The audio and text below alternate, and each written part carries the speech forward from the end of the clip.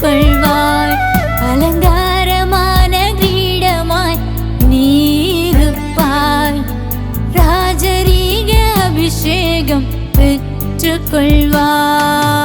எழும்பி பிரகாசிப்பே,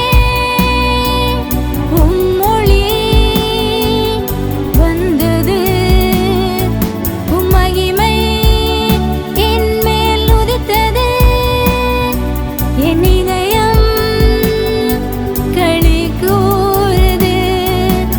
எழும்பி பிரகாசிப்பே, உம்மொழி வந்தது. உம் மகிமை என் மேல் உதித்தது. என் இதயம் களி கூறுது.